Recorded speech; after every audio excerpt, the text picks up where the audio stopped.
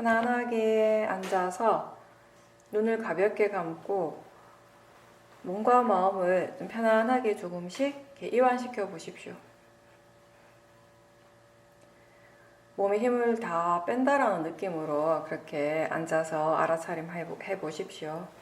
그리고 2시간 동안 최대한 알아차리면서 듣도록 하십시오.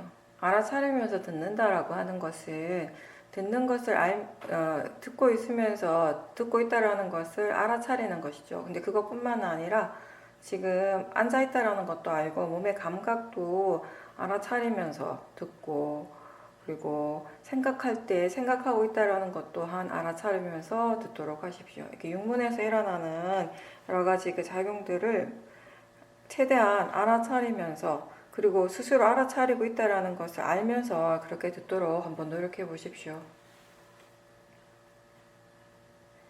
자선이나 행선을 시작을 할 때 아주 수행에 능숙하신 분들은 본인만의 방식으로 하면 되겠지만, 그렇지 않다면은 처음에 시작할 때는 이렇게 머리에서 발끝까지 전체적으로 훑어보면서 몸의 감각들을 알아차리고, 동시에 지금의 마음의 상태가 어떤지, 편안한지 불편한지, 긴장하고 있는지, 힘을 주고 있지는 않은지, 이러한 것들을 알면서 한번 시작을 해 보십시오. 우리가 일상생활을 할 때 이제 여러분들도 많이 느끼시겠지만 항상 뭔가 이렇게 마음이 긴장을 하고 있을 때가 많고요. 마음의 상태가 그렇다 보니 이제 몸에도 힘이 들어가 있고 그런 경우가 많습니다.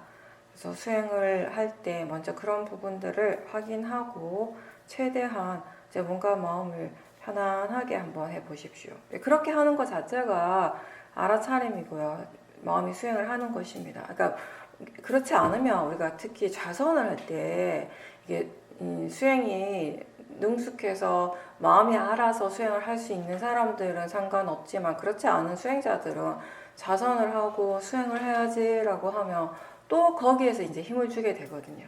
뭔가 이걸 잘 해야 된다라는 거, 뭔가를 해야겠다라고 생각할 때 우리는 자연스럽게 좀 힘이 들어가고 긴장을 하는 경우가 많기 때문에, 그래서 이제 처음에 이렇게 몸과 마음을 살펴보고 좀 더 이렇게 최대한 편안한 상태로 만들어주는 거, 이게 좀 습관이 되도록 연습을 하는 거죠. 지금처럼 이렇게 몸과 마음에서 무엇이 일어나고 있는가에 대해서 주의를 기울이고 있다면, 그쪽에 우리가 관심을 두고 있다면 그 자체로서 마음이 지금 수행을 하고 있는 것입니다. 이 수행의 가장 좋은 점 중에 하나는 수행이라고 하는 것이 뭔가 이렇게 특별하다 하지 않다는 거예요. 뭔가 이렇게 어떤 대단하고 특별한 것을 하는 것이 아니라 지금 우리가 하는 것처럼 굉장히 평범한 일을 하는 거예요. 너무나 일상적인 일을 하는 겁니다. 그게 수행이라고 마음이 이해를 할 때 우리가 좀 더 편안하게 수행에 접근을 하게 된다는 것입니다. 지금 또 역시 마음이 소리 듣고 있다는 것을 알면서 들어보십시오. 몸의 감각들이 다양하게 일어나고 있다는 것도 알아차림해 보시고요. 또 생각이 일어나고 있다는 것 또한 알도록 해보십시오. 눈을 감고 있을 때 우리가 아무것도 볼 수 없지만 눈을 뜨는 순간 많은 것들이 보이게 됩니다. 보이고 있다는 것을 알 때 마음이 수행을 하는 것이죠. 보일 때 보인다라는 것을 알고 볼 때 보고 있다라는 것을 다시 아는 것이 수행입니다. 알아차림입니다. 안이비설신의 이 6가지 감각 기관에서 그 각각의 고유한 작용들이 일어날 때 그걸 다시 알고자 노력하는 것이 수행자의 일이죠. 육문에서 일어나는 것을 안다는 것은 보이고 보는 것, 들리고 듣는 것을 알고 냄새와 맛을 알고 몸의 감각을 알고 마음의 느낌을 아는 것이고, 그리고 생각을 포함해서 여러 가지 다양한 마음의 작용들이 일어날 때마다 이제 알아차림한다라는 것입니다. 감각기관과 그것의 대상이 일어날 때 그 대상을 아는 마음이 일어나게 되고 이 세 가지의 만남을 우리가 촉이라고 하죠. 그 순간에 이제 마음이 실제로 경험하는 것, 체험하는 것은 바로 이 육문을 통해서 일어나는 이러한 6가지 작용들이 됩니다. 이 일들이 매 순간 일어나고 있어서 우리는 이렇게 우리 각자의 세상을 경험을 하고 있는 것이에요. 우리가 경험을 한다라고 하는 것, 그건 곧 마음이 체험하는 것이고, 그것은 곧 뭔가를 보는 것이고, 소리를 듣는 것이고, 느끼는 것이고, 맛과 냄새를 아는 것이고, 마음이 생각하는 것이고요. 이렇게 항상 우리는 이 감각기관을 통해서 각자의 세상과 만나고 있습니다. 육문을 통해서 마음이 일어나고 알미 일어나고 그렇게 이 세상을 체험하게 되는 것, 그게 곧 우리의 삶인 거죠. 수행자가 할 일은 이렇게 매 순간 육문에서 일어나고 있는 이러한 현상들을 최대한 알아차리고자 노력하는 것입니다. 이렇게 자기 자신에게 일어나는 일들을 알려면은 먼저 관심을 두라는 거죠. 힘을 많이 줘서 강하게 집중하는 것 대신에 우리는 자기 자신에게 관심을 두는 연습을 하게 합니다. 그래서 관심을 두기 위해서 질문을 하는 거죠. 몸에서 무엇이 일어나고 있는가? 마음에서는 무엇이 일어나는가? 지금 마음의 상태가 어떤가? 이런 질문을 하면서 마음이 항상 자기 자신 쪽으로 향하도록 노력하는 것입니다. 처음에는 잘 안 되죠.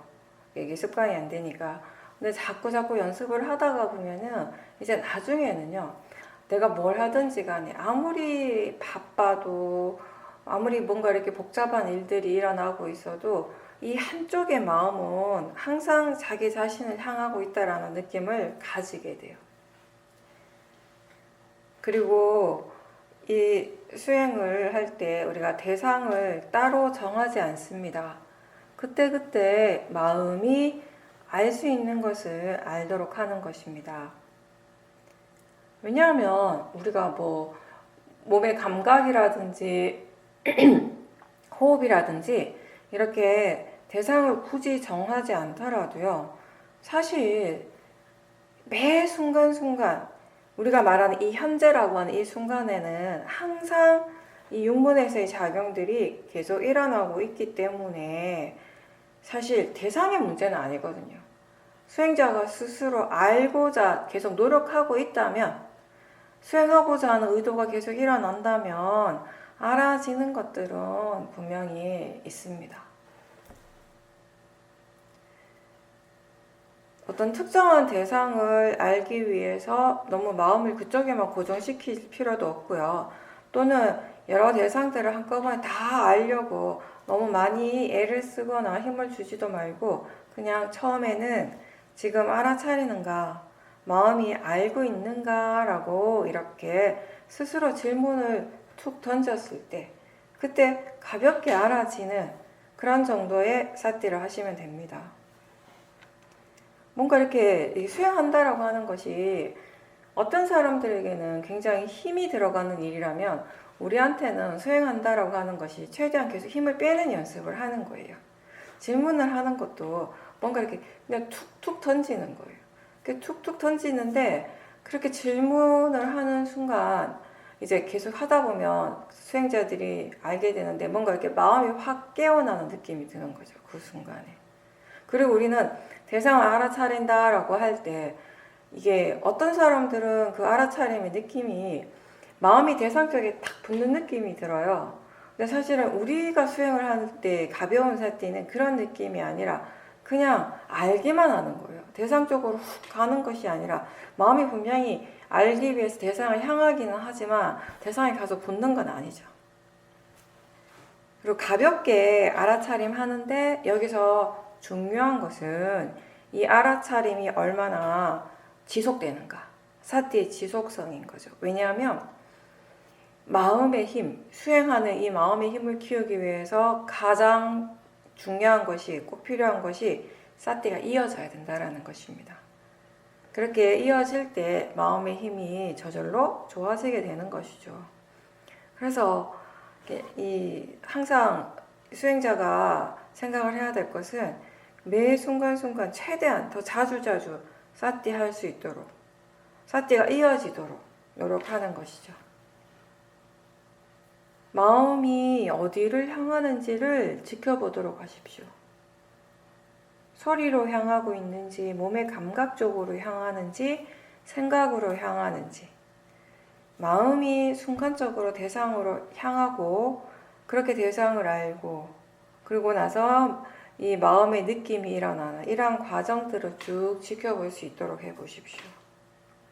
처음에는 그냥 이 소리가 들리는구나 또는 뭐 이렇게 느낌이 이렇게 일어나는구나 생각이 일어나는구나 라고 이렇게 알아차림하는데 좀 더 이 지켜보는 마음이 더 힘이 생기고 또 미세한 대상들을 좀 더 많이 알아차림할 수 있게 되면은 이 사티하기 위해서 마음이 대상으로 향한다라는 것 또한 알게 돼요. 그리고 대상을 아는 순간, 알아차리는 순간 그때 그 순간에 고유한 느낌이 일어나고 있다는 것 또한 알 수가 있습니다. 이 각각 다 다른 마음의 작용이에요. 이러한 것들이 굉장히 미세하지만 사티 힘이 좋을 때는 구별이 되어진다라는 것입니다.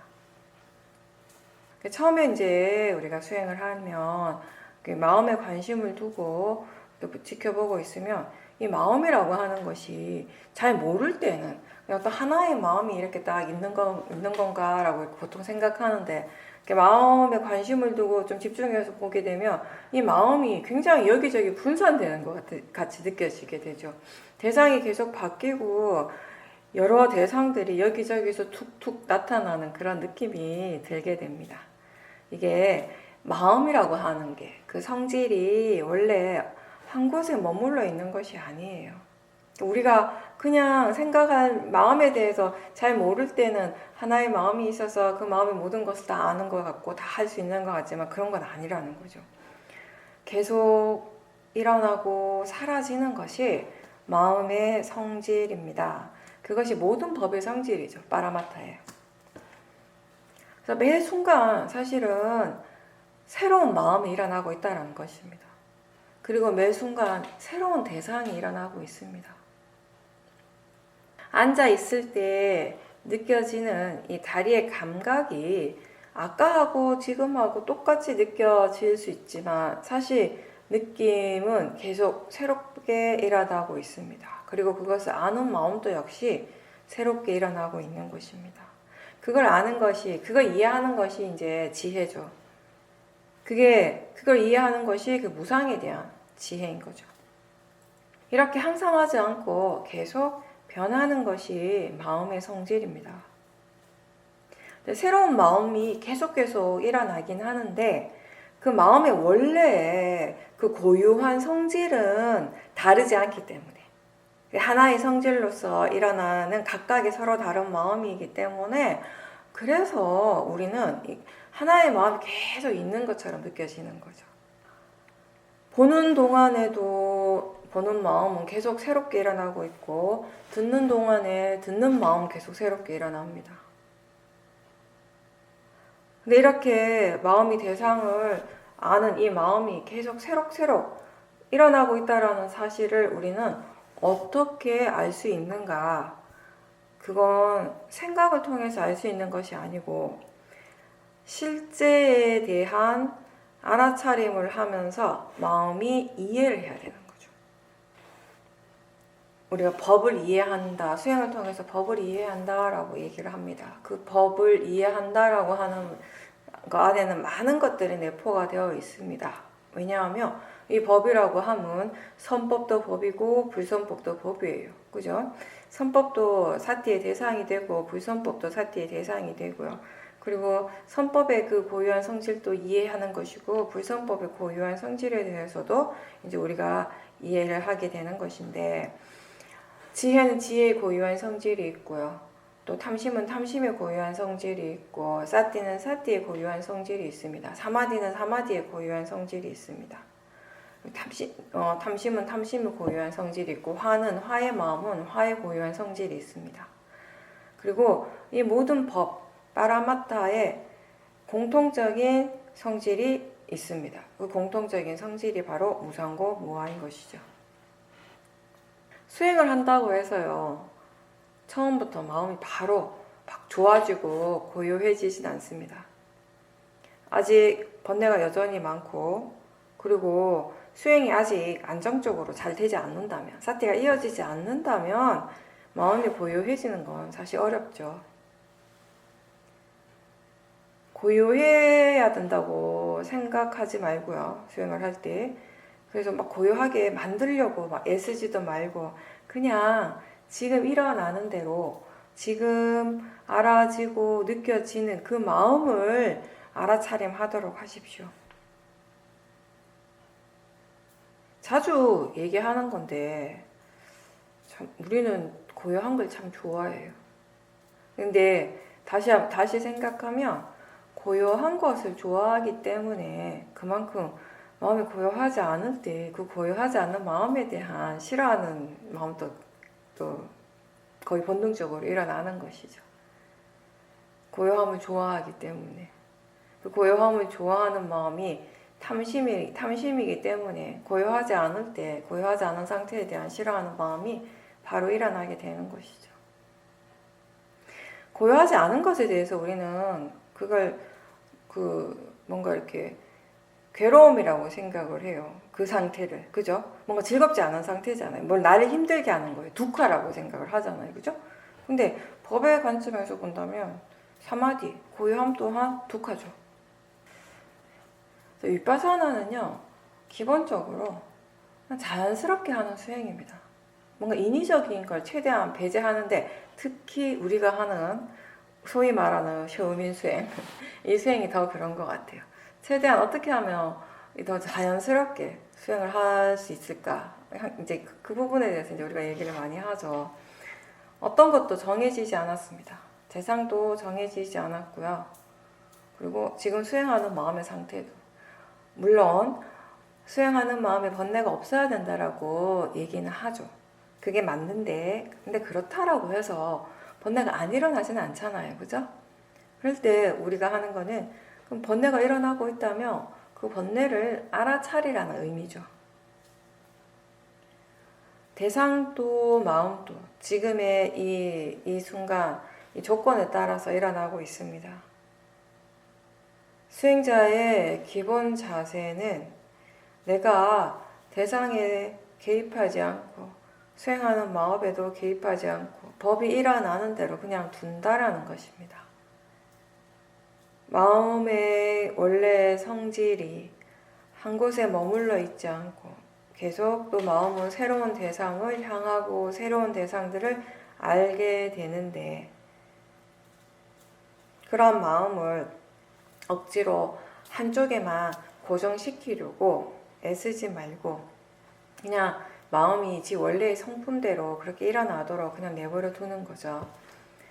대상을 쫓아가지 않고요. 정해진 대상이 따로 없으니까 대상을 쫓아가지 않고 대상에 대해서 강하게 집중하지도 않고 수행하는 마음이 최대한 대상으로부터 물러나서 지금 일어나고 사라지는 모든 것들을 하나의 시야, 하나의 그림에서 함께 볼 수 있도록, 그렇게 관찰할 수 있도록 우리가 수행을 연습해 가는 것입니다. 처음 수행을 할 때는 뭘 어떻게 해야 될지를 잘 몰라서 마음이 조금 멍한 상태가 지속이 될 수 있습니다. 많은 것들이 일어나고 있지만 그게 대상이라는 것을 마음이 잘 모를 때는 멍하죠. 뭘 해야 될지 몰라서. 그런 느낌에서 이제 우리가 수행을 하면서 점점 수행하는 마음이 이제 조금씩 바빠지기 시작해요. 바쁘다라는 느낌이 들고 있다면은 이제 수행을 제대로 하고 있는 거죠.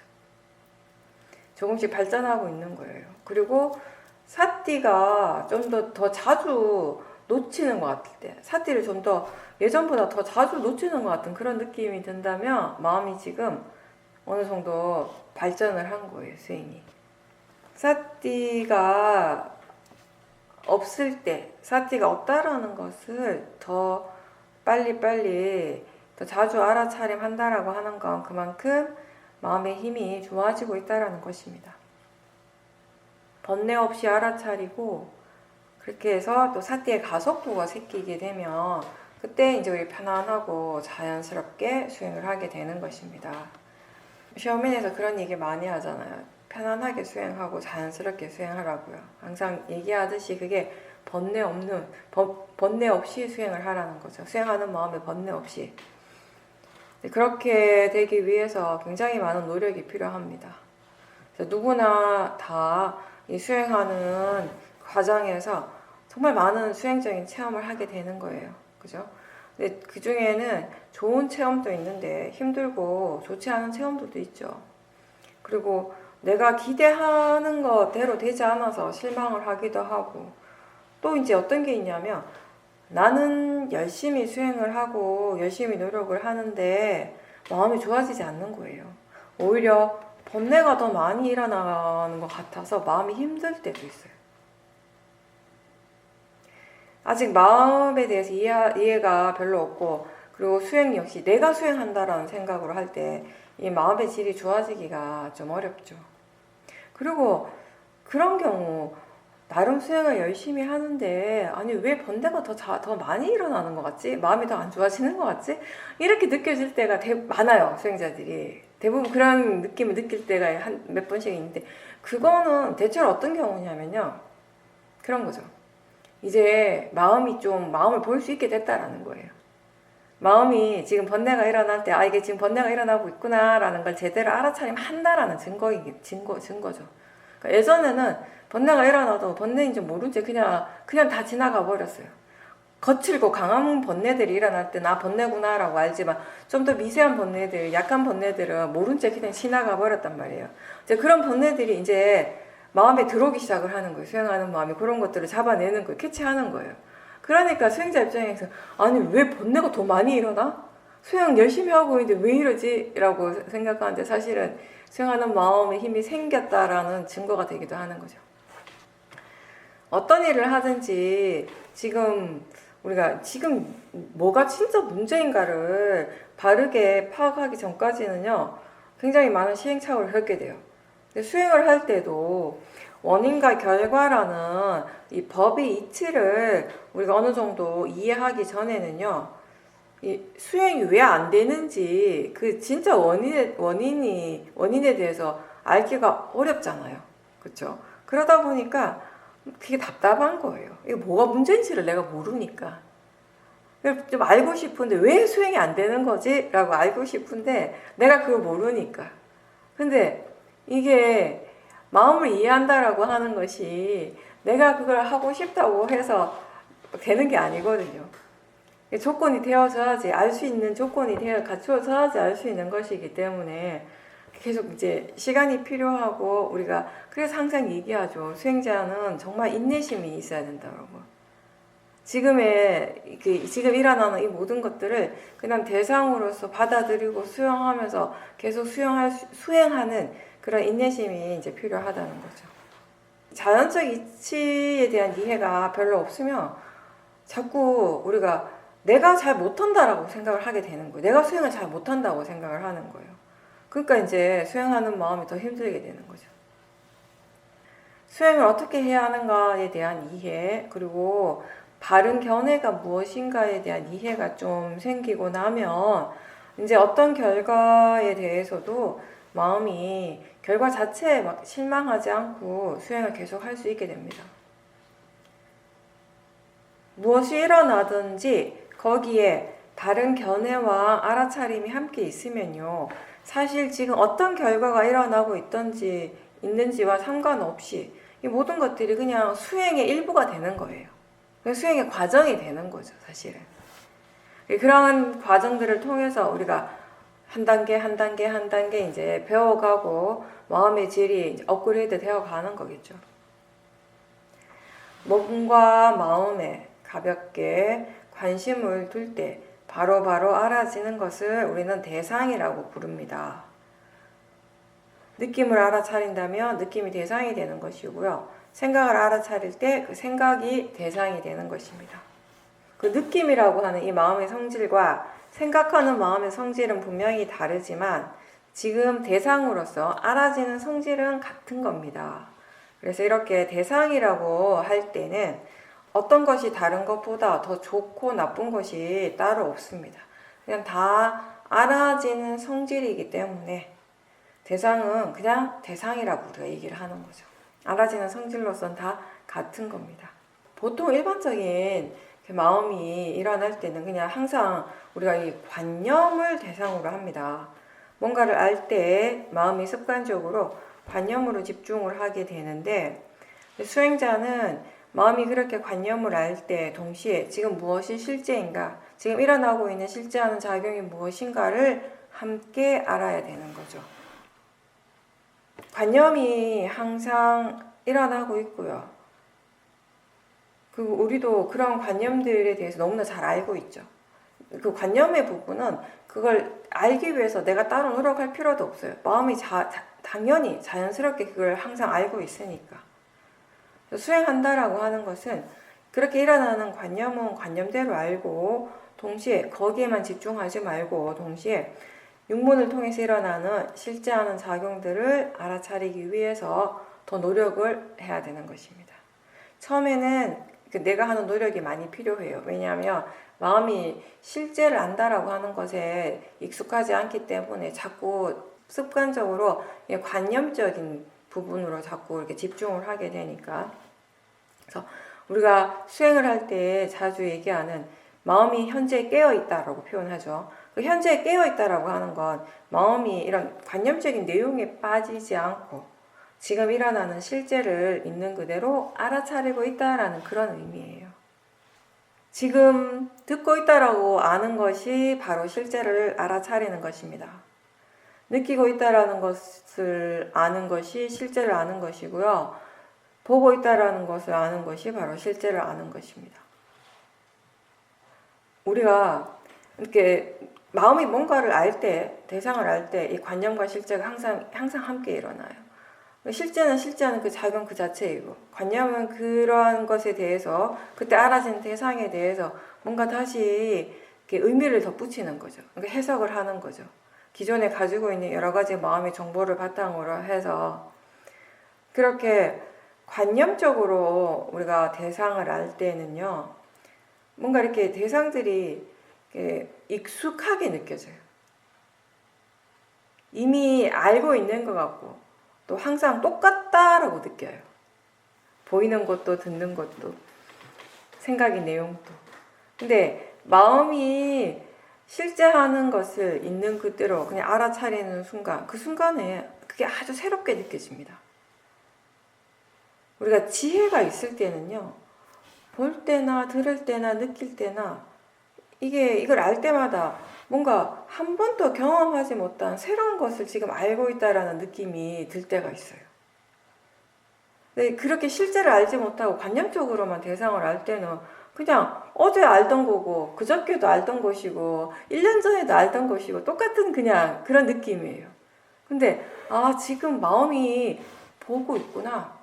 마음이 지금 이렇게 느끼는구나. 그러니까 분명하게 알아지는 순간, 그 순간이 굉장히 새로워지는 거죠. 뭔가 이 마음이, 지금 일어나고 있는 이 마음이, 보는 마음, 느끼는 마음, 생각하는 이 마음이 진짜 새롭다라고 하는 것이 확 알아지는 그런 순간이 있어요. 그게 바로 지혜가 일어나는 순간인 거죠. 이렇게 실제를 계속 알아차리다 보면 어느 순간 이게 내 몸이고 이게 내 마음이라고 하는 그런 생각이 약해지고요. 그래서 지금까지 충분히 익숙하다라고 느껴졌던 것들이 내 몸이라고 생각했을 때 이게 되게 나한테 익숙한 거잖아요. 그죠? 내 마음이라고 알 때 그 마음 또한 좀 익숙해요. 왜냐하면 똑같은 대상에 대해서 마음이 비슷하게 반응을 하잖아요. 내가 싫어하는 사람에 대해서 그 사람 보면 또 싫어하는 마음이 일어나고, 내가 좋아하는 음악을 들으면 너무 좋은 탐심의 마음이 일어나고, 그죠? 이런 식으로 계속 반복되는 것들, 항상 익숙한 것들이 일어나는 것 같아요. 근데 실제로 계속 알아차리면서 이게 내 몸이고 내 마음이라는 생각이 약해지면요, 이제 그렇게 지금까지 뭔가 굉장히 나한테 익숙했던 것들이 새삼 새롭게 느껴지고 생소하게 느껴진다라는 거예요. 지혜의 마음이 있을 때는, 지혜의 힘이 좋을 때는 이렇게 나라고 하는 자기 자신으로부터 이렇게 좀 이렇게 멀어지는 느낌이 들게 되는 것입니다. 위파사나 수행의 정의는 몸과 마음에서 일어나고 있는 실제하는 작용들을 있는 그대로 보는 거죠.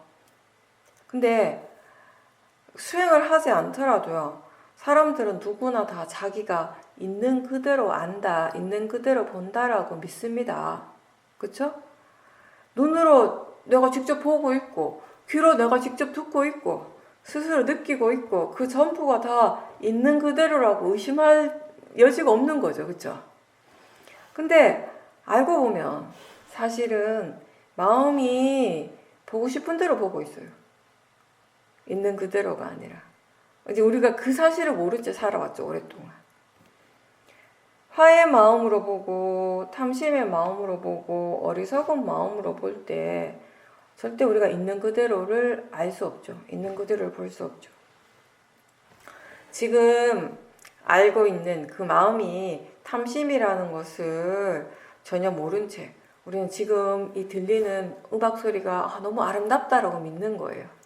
지금 저 눈앞에 펼쳐진 이 광경이 너무 환상적으로 아름답다라고 그렇게 믿는 거죠.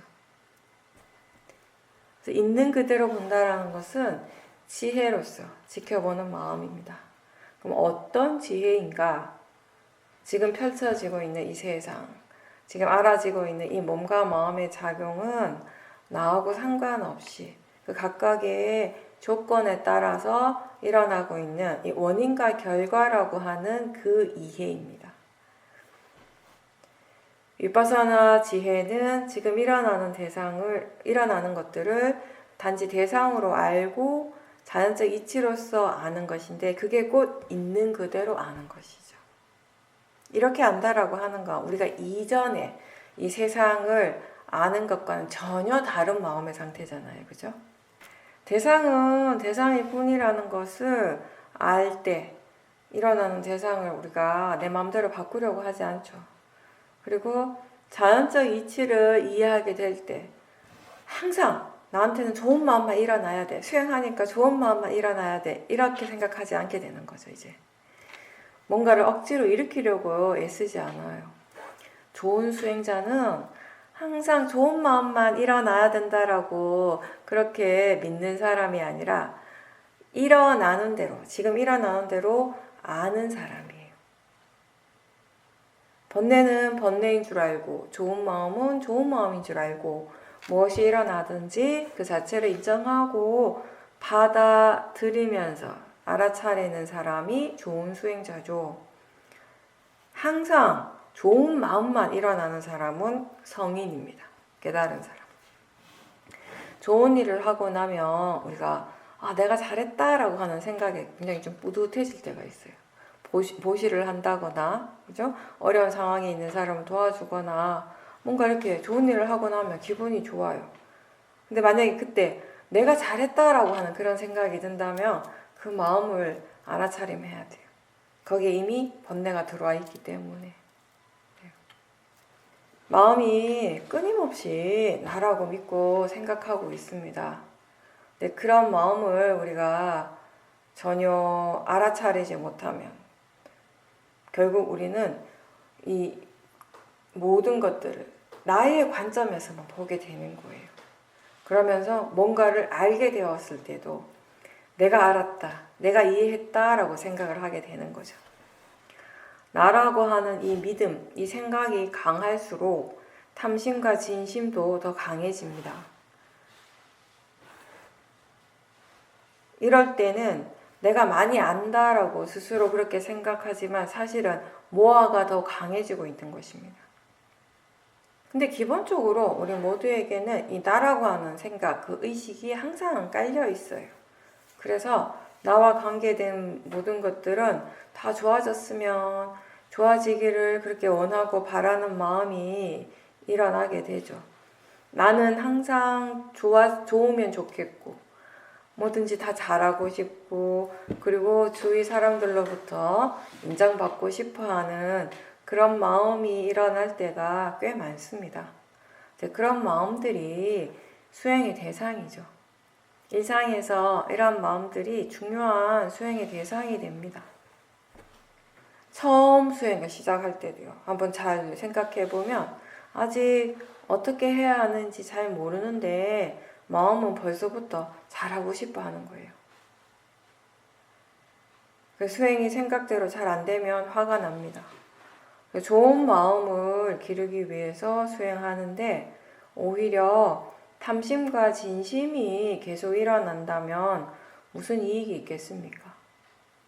그래서 수행할 때 수행하는 마음에 일어나는 번뇌들을 잘 살펴보라고 합니다. 수행에 대한 이해가 없고 이 자연적 이치라고 하는 이 법에 대한 이해가 없으면요, 이 번뇌가 계속 커지게 됩니다. 그래서 처음 수행을 할 때 우리는 바른 정보를 자꾸 듣고 바른 정보에 대해서 스스로 자꾸 생각을 해줘야 되는 거죠. 사티가 있는지 자주 질문하고 지금 무엇이 실제인가에 대해서도 생각을 해줘야 되고요. 또 너무 중요한 바른 견해를 일깨워주고 동시에 지금 어떤 견해로서 수행하고 있는지 대상에 대해서 마음이 어떻게 생각하고 느끼는지 이러한 것들을 자주 확인하는 것이 바르게 수행할 수 있는 좋은 방법이 됩니다. 처음에는 이렇게 질문도 하고 확인할 것이 많아서 마음이 바빠요. 열심히 하긴 하는데 수행자들은 내가 원하는 것만큼의 결과를 얻는 것이 쉽지 않습니다. 왜냐하면 탐심은 항상 내가 할 수 있는 것보다 더 많은 것을 원하기 때문입니다.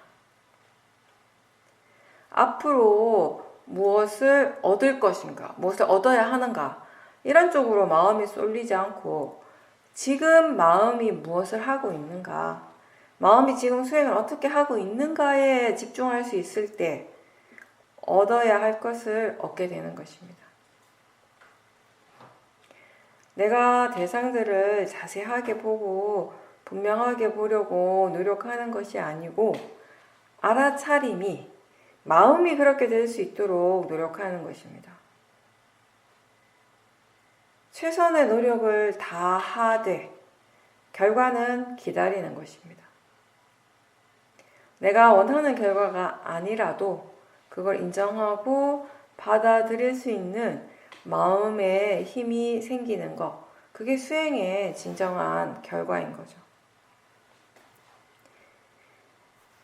그래서 우리가 해야 하는 일은 이 마음의 힘을 키우기 위해서 계속 알아차림하는 거예요.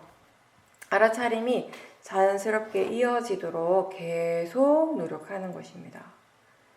그렇게 된다면 나머지 것들은요, 우리가 흔히 생각하는 수행의 결과라고 하는 것들은 자연스럽게 뒤따라오는 것이죠. 좋은 마음들이 계속 일어나서 마음의 질이 더 좋아질 수 있도록 이제 계속 노력해야 되는 것이고요. 그 과정에서 대상이 무엇인가는 그렇게 중요하지 않습니다. 알아차림이 있는가, 사티가 분명한가, 알아차림이 이어지고 있는가가 중요하죠.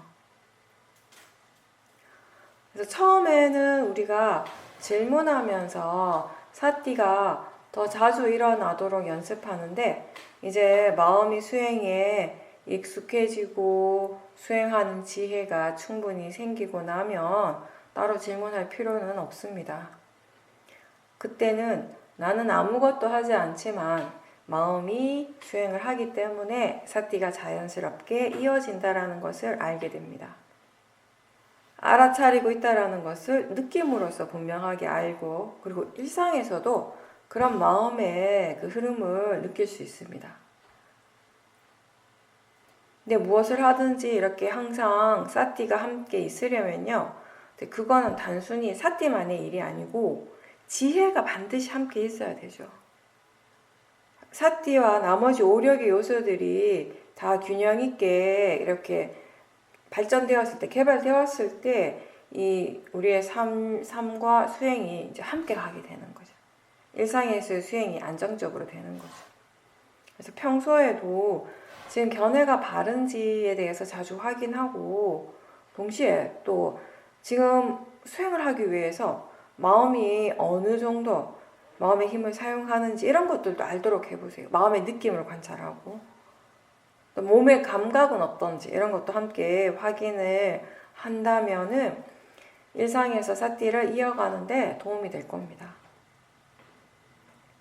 우리가 너무 내가 너무 애를 쓰고 힘을 주지 않도록 자꾸 이렇게 주의하라고 하죠. 근데 또 동시에 힘을 주지 말라고 해서 마음이 너무 아무것도 안 하고 너무 게을러져가지고 멍한 상태가 되어서도 안 되겠죠.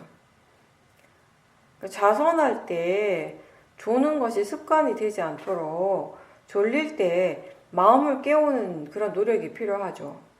질문을 하거나 또는 대상에 좀 집중하는 것도 하나의 방법이 될 수 있습니다. 그래서 수행을 바르게 하기 위해서 우리는 여러 가지 방법들을 사용할 수 있어요. 수행을 어떻게 해야 하는가의 방법적인 면에서는 사실 정해진 것이 따로 있진 않아요. 각자 자신만의 방법을 또 개발할 수도 있는 것입니다.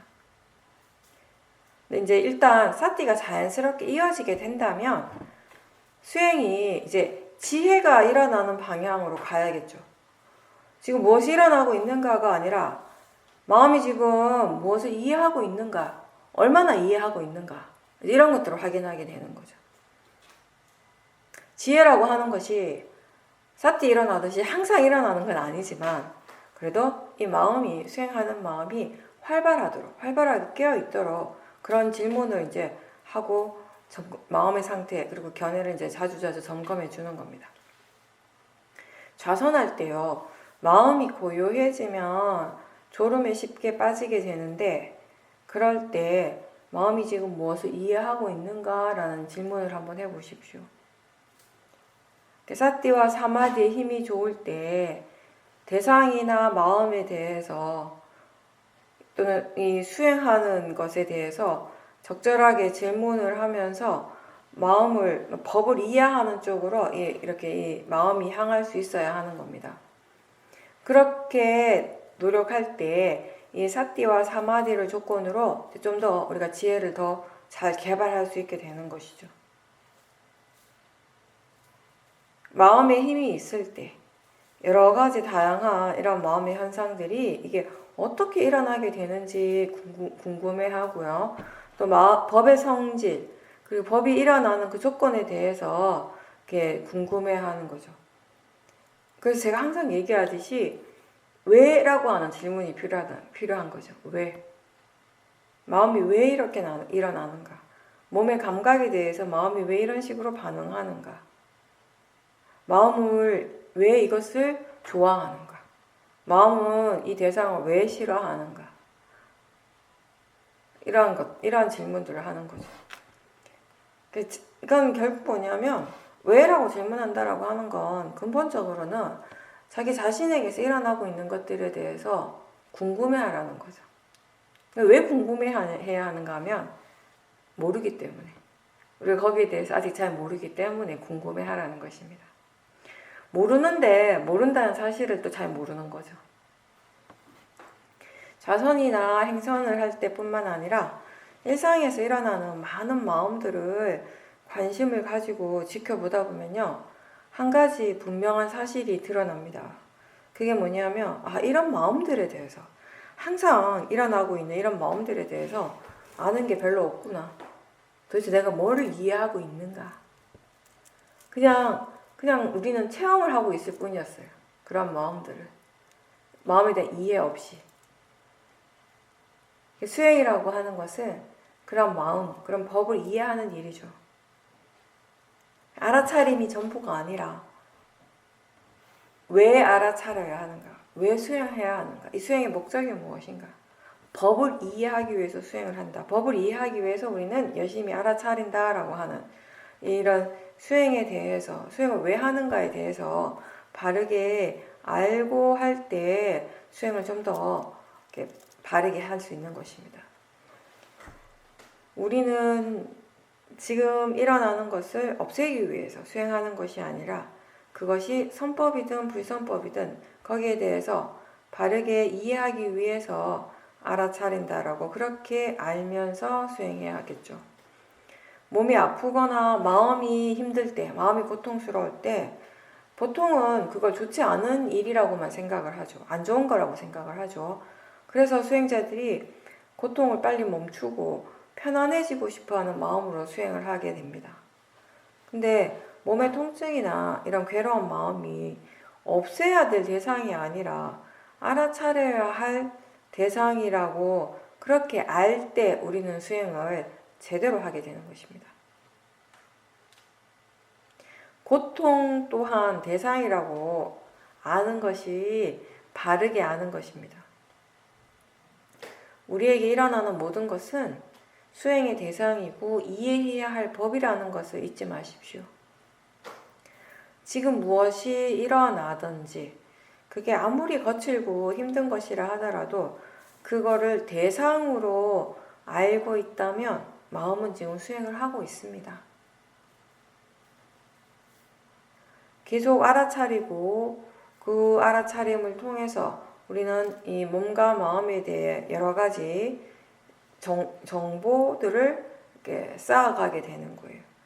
이제 그런 것들을 바탕으로 해서 마음이 조사를 하게 되죠. 그렇게 했을 때 우리는 뭔가 괴로운 마음에 대해서도 배울 수 있게 된다는 것입니다. 근데 수행자 입장에서 보면요, 그런 괴로움이 수행할 때 일어난 것이 참 다행인 거예요. 수행자 입장에서 보면 번뇌가 지금 수행하고 있을 때 일어나서 오히려 다행인 겁니다. 그걸 대상으로 볼 수 있고 또 그걸 수행을 통해서 거기에 대해서 뭔가 배울 수 있기 때문에 수행자에게는 분명히 이익이 되는 것입니다. 몸에서 일어나는 거든 마음에서 일어나는 거든 뭔가를 알아차릴 때 그때 이미 나한테 이런 것이 일어나네, 또는 내가 지금 화가 났네, 내 마음이 불편하네, 내가 너무 행복하네, 내가 즐겁네, 내가 지금 수행을 잘하고 있네, 이런 식으로 이런 생각을 하게 돼요. 수행에서 우리가 지금 일어나는 것을 자기 자신과 동일시한다라고 그런 표현을 많이 쓰는데 바로 이런 마음인 거죠. 우리 마음 저 밑바탕에 나라고 하는 것에 대한 믿음이 항상 있잖아요. 내가 있다라고 하는 믿음, 그죠? 그게 깔려 있어요. 그래서 우리가 스스로 이런 바른 견해에 대해서 자꾸 의식해주지 않으면요, 자꾸 일깨워주고 확인해주고 점검해주지 않으면 자꾸 우리는 이런 대상에 대해서 어느 순간에 이 대상과 나를 동일시할 때가 많아요. 그리고 마음과 나를 자꾸 동일시할 때가 많죠. 그래서 항상 자기 자신을 돌아봐야 돼요. 수행하는 자기 자신, 수행하는 마음을 반조해 봐야 되는 거죠. 좋은 체험을 하게 되면, 수행적으로 우리가 좋은 체험이 일어나게 되면 좋다라고 그냥 생각하는 것에서 끝나는 것이 아니라 수행을 어떻게 하고 있었는가에 대해서도 점검을 해봐야 되고요. 또 수행이 잘 안 될 때도 마찬가지예요. 안 되는 것에 대해서 마음이 그냥 불편해할 것이 아니라 지금 견해가 어떤지, 마음의 느낌이 어떤지, 마음의 대상에 대해서 어떤 생각을 가지고 수행을 하고 있는지, 이런 것들에 대해서 여러 가지들을 점검해 봐야 되는 것이에요. 그렇게 하면서 왜 지금 수행이 이런 결과로서 나타나게 되는가, 수행이 잘 되면 왜 잘 되는지, 안 되면 왜 안 되는가에 대해서, 즉 그 조건에 대해서 우리가 조금씩 이해할 수 있게 되는 것이고, 그게 굉장히 중요한 부분이거든요. 수행에 있어서. 번뇌는 항상 결과에 집착합니다. 번뇌는 항상 그 번뇌의 마음이 원하는 그 결과에만 집착을 해요. 근데 지혜는 어떻게 해서 이런 결과가 일어나게 되는지 그것에 대해서 궁금해하고요. 또 선법이 계속 일어나고 선법을 계속 개발하고 특히 지혜를 개발하기 위해서 어떤 조건들이 필요하고 어떻게 하면 그런 조건들을 충족시킬 수 있는지, 그런 것들에 대해서 궁금해하고 알고자 하는 마음이죠. 지혜는. 수행의 결과는 내가 바라는 대로 일어나진 않습니다. 그게 일어날 조건이 갖추어진 대로 일어납니다. 그걸 우리는 자연적 이치라고 하죠. 원인과 결과. 누구에게나 다 선법의 마음이 일어나고 또 불선법의 마음도 일어납니다. 근데 그 어떠한 것도 다 나하고는 상관없어요. 내가 일으키는 것이 아니라는 거예요. 그 각각의 마음의 조건에 따라서 일어나는 것이고 조건에 따라서 사라집니다. 그게 법의 이치인 거죠. 눈으로 보고 귀로 소리를 듣고 혀를 통해서 맛을 알고 이렇게 감각기관과 대상 그리고 대상을 아는 이 마음 이 세 가지가 계속 함께 일어나죠. 근데 그 어디에도 내가 끼어들 그런 공간은 따로 없어요. 우리는 내 몸이고 내 마음이라고 생각하지만 실제로 일어나는 것은 모든 것이 다 나하고 전혀 상관없이 일어나고 있습니다. 나라고 하는 것 자체가 이미 어리석은 생각인 거죠. 그런 것이 원래 없는데 우리는 있다라고 믿고 있어요. 그게 어리석음인 거죠. 자연적 이치라고 하는 건 그렇게 되어진다라는 거예요. 그렇게 되어지게 되어 있는 것이 일어나는 거예요. 지금 일어나야 할 것이 일어나고 있다고요. 일어나지 말아야 될 것이 일어나는 건 없다고요. 그런 건 없어요. 자연적 이치에서 보면.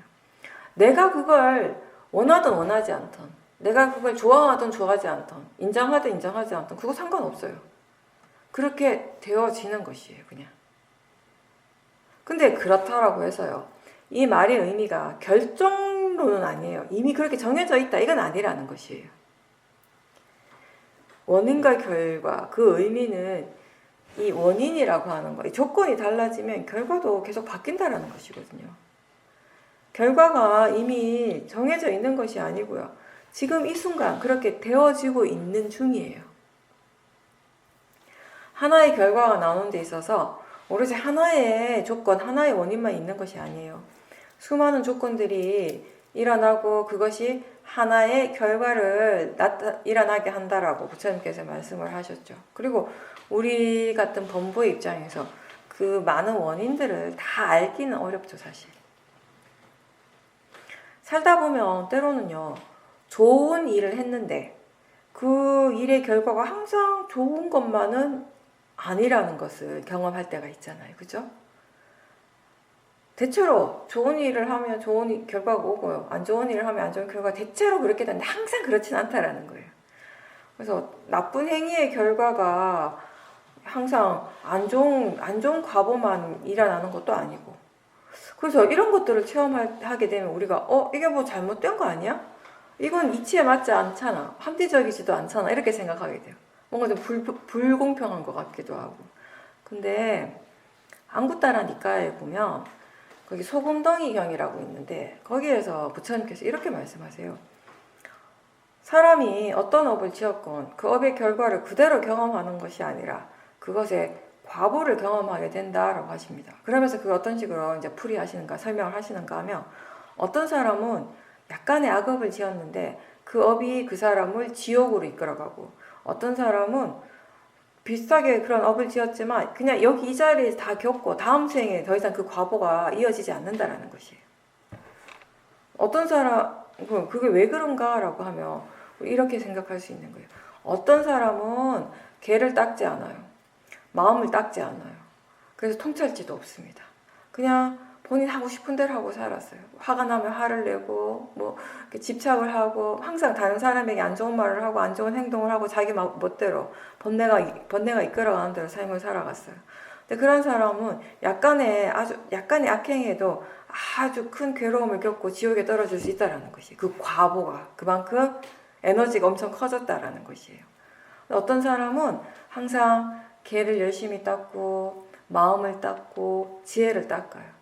그 사람은 작은 악업을 지었을 때 그 과보를 지금 여기에서 가볍게 겪고 지나간다라는 것입니다.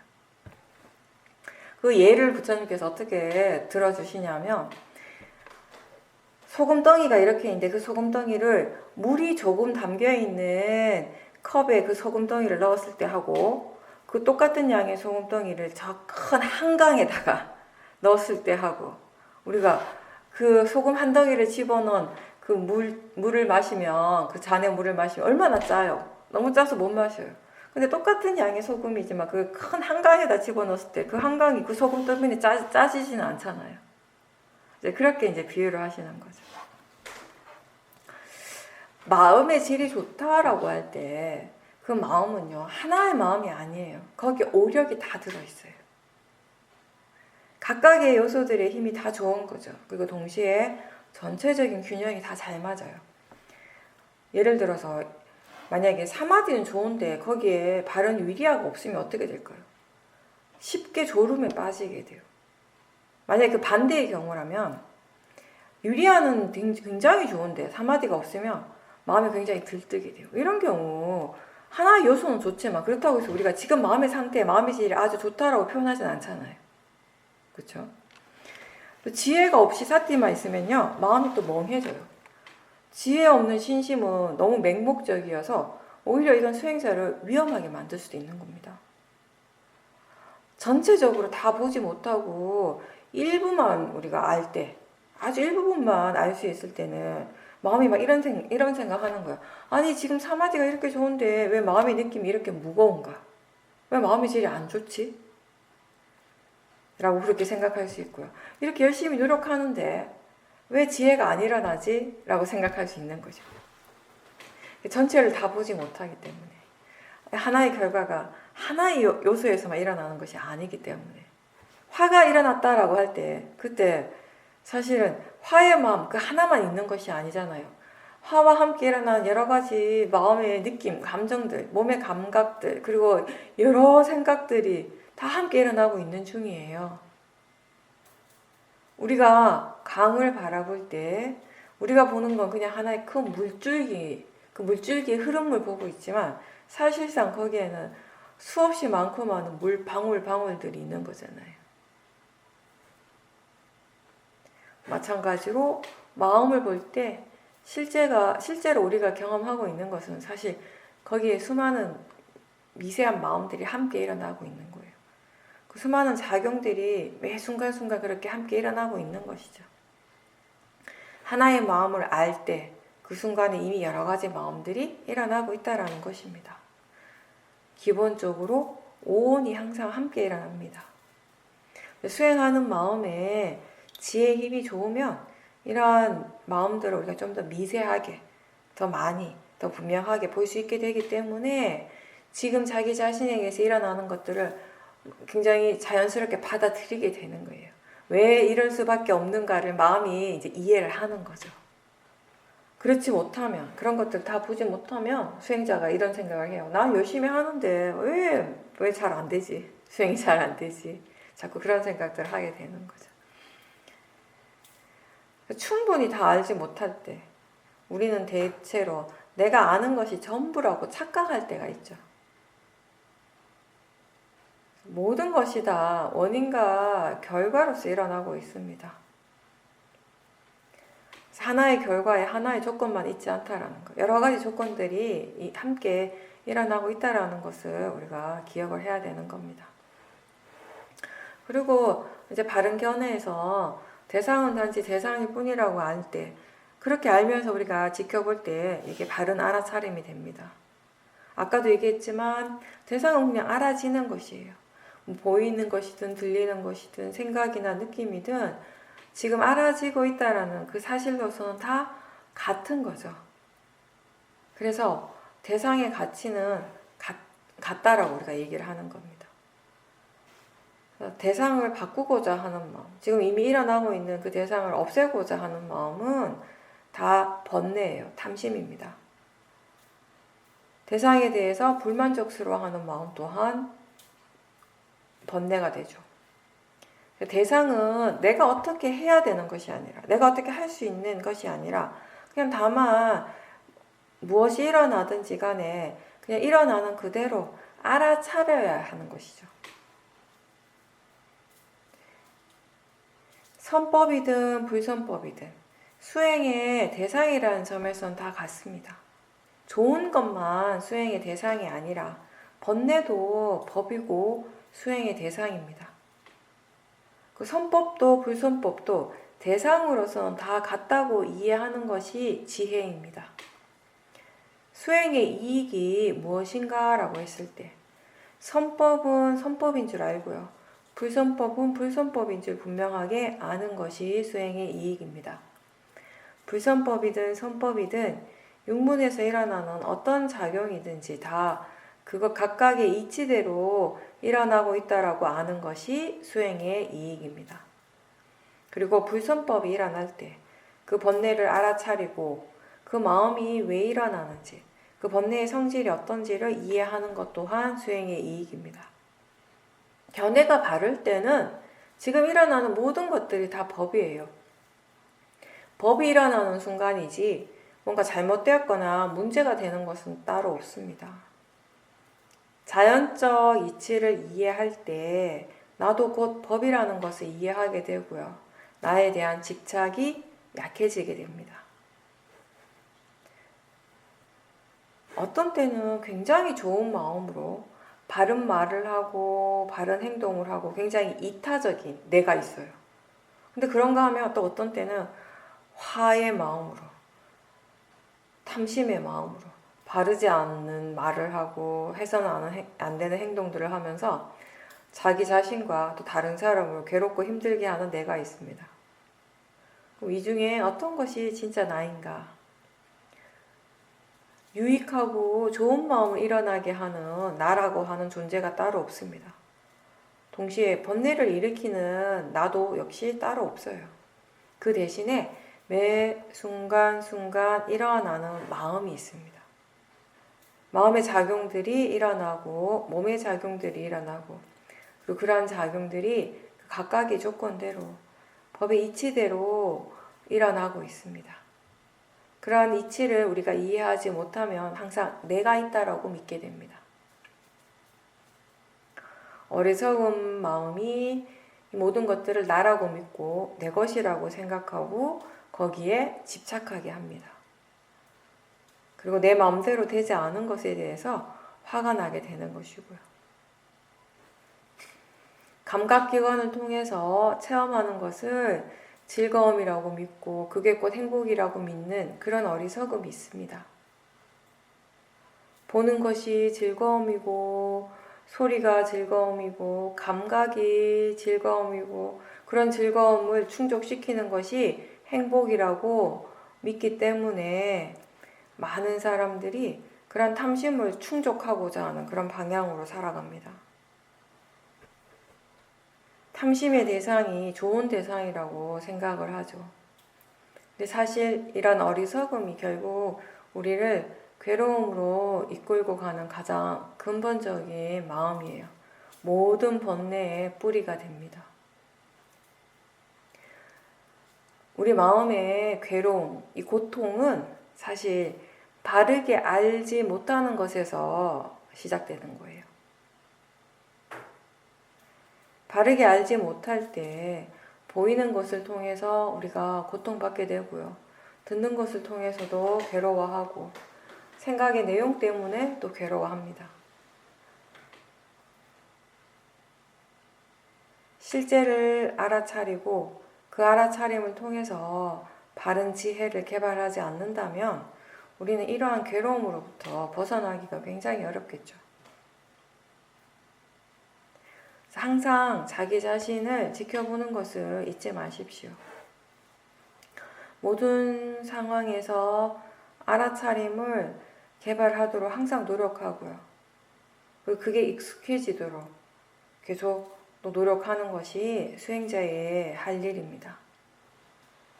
누구든지 다 완벽하지 않기 때문에 수행에서나 삶에서나 실수를 반복하기도 하는데 그래도 그때 그 과정에서 알아차림이 있다면 결국은 우리가 바른 방향으로 더 이상 실수하지 않고 바른 방향으로 바뀔 수 있는 그 가능성은 열려 있는 거예요. 수행을 하기 때문에 지금 당장 완벽하지 않더라도 그런 가능성이 있기 때문에 우리는 수행을 하는 거예요. 번뇌가 없을 때 마음은 저절로 고요해지고 편안해집니다. 근데 그럴 때에도 지금보다 더 좋아지고 싶어 하는 그런 욕심이 또 수행하는 마음을 힘들게 할 때가 있죠. 너무 많은 것을 얻으려고 하면 아무것도 얻지 못하게 됩니다. 마음에서 무엇이 일어나든지 상관하지 말고 수행자는 수행자의 일을 계속 하도록 노력하십시오. 사띠와 지혜는 우리를 번뇌로부터 보호해주고 바르지 않는 방향으로 가는 것을 막아주는 거예요. 지혜와 함께하는 알아차림이 되도록 계속 노력하십시오. 우리가 똑같은 번뇌를 되풀이하고 싶지 않은데, 근데 뭐가 번뇌이고 뭐가 바른 것인지에 대해서, 어떤 것이 정말 적절하고 어떤 것이 이익이 되는 거에 대해서 바르게 이해하지 못하면, 그런 지혜가 없으면요 계속 반복하게 되는 것이에요. 너무 서두르지 말고 침착하게, 그 대신 꾸준하게 가야 합니다. 알아차림이 이어지고 또 이어지도록 하는 것을 잊지 마십시오.